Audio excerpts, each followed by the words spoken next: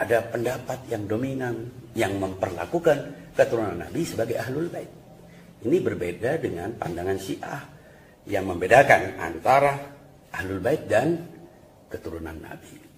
Syiah menganggap Ahlul Bait memiliki hak keistimewaan, kesucian sesuai dengan tugasnya mengawal agama. Sedangkan keturunan Nabi bukan Ahlul Bait, tidak punya hak kesucian dan diperlakukan sama. Memang seorang Habib, seorang keturunan harus dimuliakan, tapi bukan karena mereka.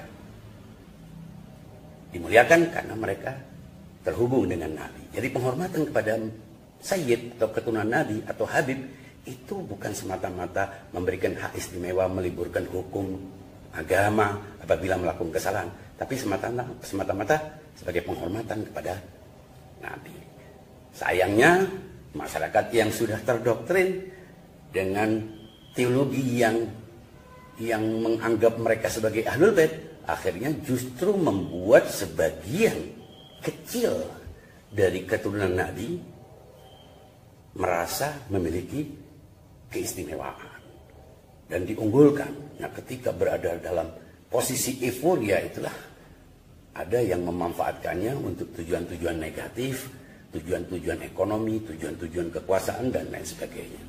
Sayangnya pula akibat ulah segelintir orang Habib yang memanfaatkan gelar Habib, yang memanfaatkan penghormatan dan kultus terhadap Habib, muncullah reaksi yang negatif akibat ulah negatif tersebut dengan menganggap semua keturunan Habib negatif. Ada generalisasi stigma negatif terhadap setiap Habib.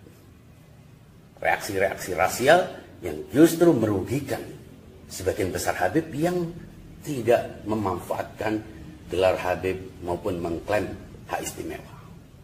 Penyandang gelar Habib yang utama adalah Nabi dan orang-orang suci. Sedangkan yang lain, keturunannya, mendapatkan gelar itu karena kemuliaan Nabi dan orang-orang suci. Karena mereka bukanlah penyandang hakiki, bukan penyandang asli dari gelar Habib, Sayyid, dan lainnya, maka mereka dituntut justru untuk menjadi yang terbaik, untuk menunjukkan bahwa mereka bertanggung jawab secara moral untuk menjadi etalase ajaran Nabi, bukan justru menjadi orang-orang yang perilakunya mencoreng. Maka dari itu, seorang Sayyid, seorang Habib, seorang keturunan Nabi, bila melakukan perbuatan baik, maka dia layak untuk mendapatkan pahala ganda. Mengapa? Karena itu mengharumkan nama Nabi. Orang yang bukan Habib pun merasa tertarik. Mengapa? Karena mereka bisa menjadi pengharum nama Nabi. Sebaliknya, mereka juga layak untuk mendapatkan dosa ganda. Karena membuat orang yang bukan Habib mempertanyakan ajaran Nabi akibat perilaku orang-orang yang menyandang gelar Habib.